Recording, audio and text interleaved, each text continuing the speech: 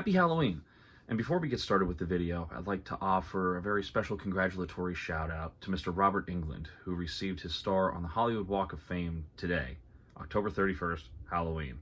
Congratulations, Mr. Kruger. And now, on with the show.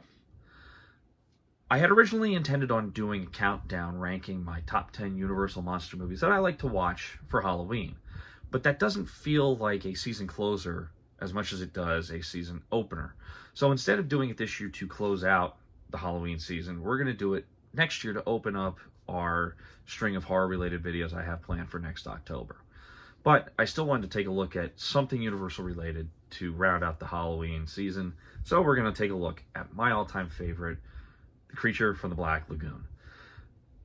Ever since the first time I saw the film, the Gill-Man has always been my favorite of the Universal monsters, and it's kind of an unironic progression that shortly after I saw Jaws, I watched Creature from the Black Lagoon, and it just wound up being that my favorite of the Universal monsters was the one that comes from the water. And there's a lot of things about the Gill-Man, because he's the last of the monsters, and he's also the tie between the 50s atomic age and the 1920s, 1930s, and 1940s Gothic era. He's really that bridge. And also, too, the film was vastly different than any of the films that had been made prior. You know, instead of it being a one man making a kit makeup like Jack Pierce had done for Frankenstein, The Mummy, The Wolfman, it's now an entire makeup department that was working on creating the Gill-Man.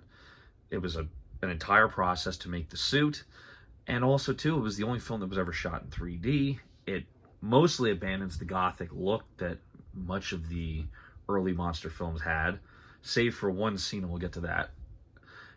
And also, too, it's just how much different it feels. I'll pose the same question that I did the other night when I did my classic horror retrospective. What is it about the Gill-Man that keeps him so timeless, so relevant? 70 years after this film's been out, he's still one of the most iconic, most recognizable, and most loved of the Universal monsters. And I think it's because the film deals with many Universal themes, pun fully intended. Let's look at the aspect of unrequited love. The creature has this romantic attraction to Kay. She is a creature of a different species, but he still has a yearning for her.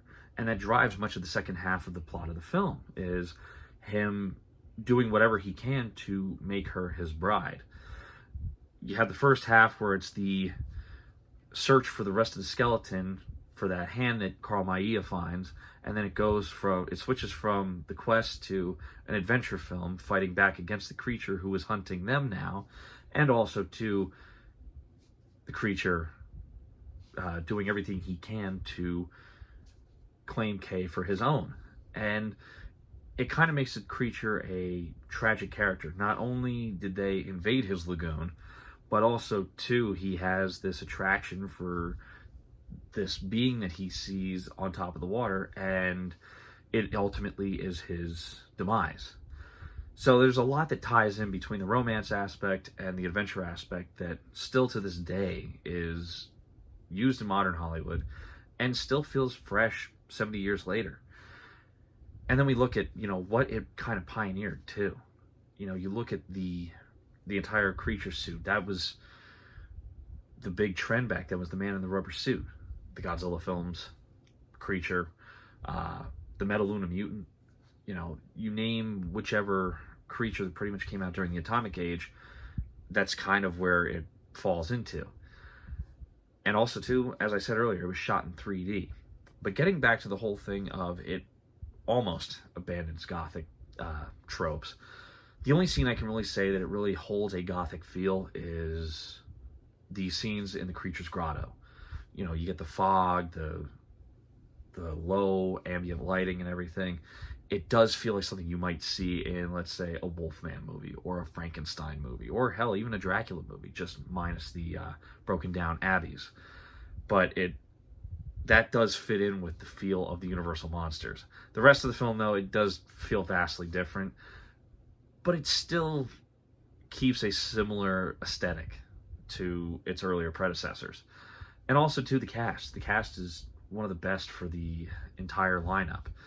Richard Carlson, Julie Adams, Richard Denning, Whit Bissell. You know, it was a lot of great players from that era that filled out this cast, and it feels very natural. You know, it's not like it feels forced in any way. Kind of like how everything naturally flowed with the dialogue in The Thing from Another World. This is very similar with the responses, the trading of lines back and forth, and just some of the lighter side of it, the more humorous side, like some of the stuff that Lucas says. There's definitely a natural feel to this film. Also, too, it's, for being in black and white, it's one of the most beautiful looking of the Universal monsters because of a lot of where it was shot. You know, shot in Wakala Springs, and you get that really Amazon feel to it, plus the sets of the creature's domain. All of that just kind of plays in together, and also, too, for the fact that you don't see Ben Chapman or Rico Browning's faces with the creature costume. So they now have to express a lot of emotion with just a mask on, basically. And the range of emotions you kind of get out of the creature is very staggering. It's different from anything else because you don't, you know, Karloff had just the appliances for Frankenstein and also the makeup from when he was Ardith Bay in The Mummy, but this is a totally different ball game. And the music itself too, which was admittedly a patch job when it comes to Universal scores, and you find that in the documentary Back to the Black Lagoon. A lot of this was patch jobs from other Universal properties that were all put together in this film, and you wouldn't think it was that way because everything fits the film so well. So over the years, much like I did with Jaws, I have sought out certain things with The Creature from the Black Lagoon. Figures, different DVDs. I have several different copies of this on DVD and Blu-ray. And also, too, trying to meet some of the cast. The only one I was able to get a signature from and able to have any kind of correspondence with was Rico Browning. You guys saw it in the Classic Horror Retrospective, the little insert from the old DVD of the poster, and Rico Browning had signed it. I sent him a letter just expressing my appreciation for the film and what it's meant to me over the years. And unfortunately, I never had the chance to meet Mr. Browning in person, or Ben Chapman, or unfortunately Julie Adams, because they weren't really doing conventions as much, and by the time I was of convention age, most of them had passed.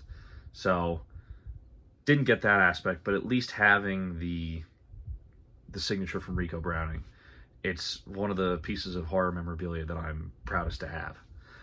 So, to kind of wrap the video up, this was intended to be more of a short video anyway. Let me know what your favorite Universal monster is, and what is it about that specific monster that you love? You know, I'm sure there are going to be some that agree with me that, you know, the creature is our favorite, but you gotta love Frankenstein, Dracula, the Invisible Man, the Mummy. So, for those of you that are out there, I just want to know what is it about that film that you love? What made you fall in love with it and made it your favorite Universal monster? And as always, I hope you guys enjoyed the video. Stay tuned for next year's horror season. We're gonna amp it up a little bit more next year. So hope you guys enjoyed the video. Happy Halloween once again, and stay tuned.